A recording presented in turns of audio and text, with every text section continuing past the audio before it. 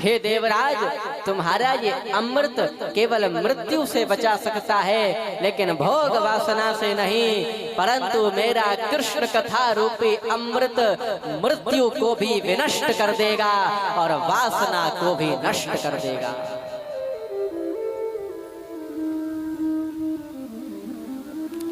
इसीलिए ले जाओ अपने अमृत के कलश को।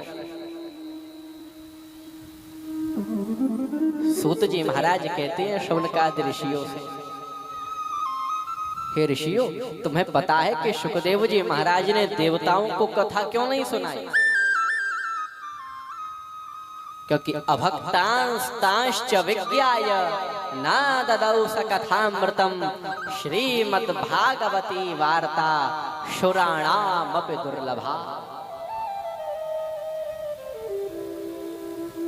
देवताओं के अंदर भक्ति नहीं थी।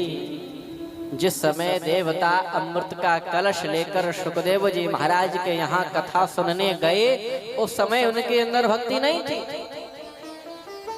इसीलिए न ददौ स कथामृतम, शुकदेव जी महाराज ने उन्हें कथा नहीं सुनाई, कथामृत प्रदान नहीं किया।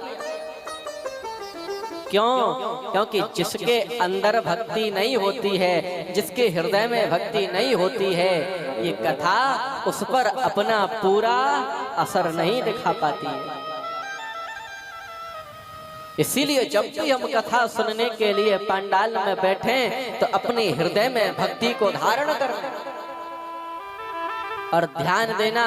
अगर हम भक्ति को अपने हृदय में धारण करके कथा सुनेंगे तो वो परब्रह्म परमात्मा पहचान लेंगे कि ये तो मेरा भक्त है। तब उसी क्षण आपके हृदय में प्रकट होकर के आपको दर्शन दे देंगे, आपको अपने सीने से लगा देंगे।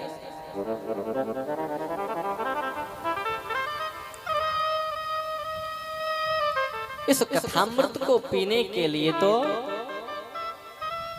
मन की एकाग्रता की, भक्ति की, इनकी आवश्यकता पड़ती है। अब एक दिन क्या हुआ कि नारद मुनि हमारे भारत में भ्रमण करने के लिए आए। हरिक्षेत्र, कुरुक्षेत्र, रंगनाथ, रामेश्वर आदि सभी तीर्थों में भ्रमण किया, लेकिन उन्हें शांति कहीं भी नहीं मिल रही है। सब लोग दुखी हैं। कोई बेटा के लिए दुखी है तो कोई बेटा से दुखी है, कोई पत्नी के लिए दुखी है तो कोई पत्नी से दुखी है, कोई पति के लिए दुखी है तो कोई पति से दुखी है। सब एक दूसरे से दुखी हैं। कोई भी न योगी नैव सिद्धो वा न ज्ञानी सत्क्रियो नरः कलिदावा नले नाद्य साधनम भस्मतांगतम।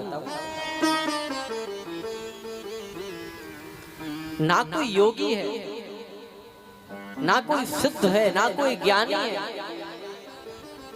क्यों? क्योंकि योगी सिद्ध ज्ञानी पुरुष भी कल दावा नले नाद्य, कल रूपी दावा नल में जल करके भस्म हो रहे हैं। तब नारद मुनि सोचते हैं चलो श्री धाम वृंदावन चलते हैं, वहां पर शांति अवश्य मिलेगी।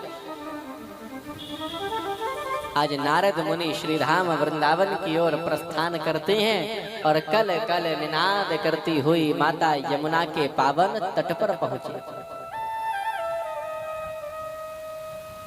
लेकिन वहां पर नारद मुनि ने बहुत बड़ा आश्चर्य देखा।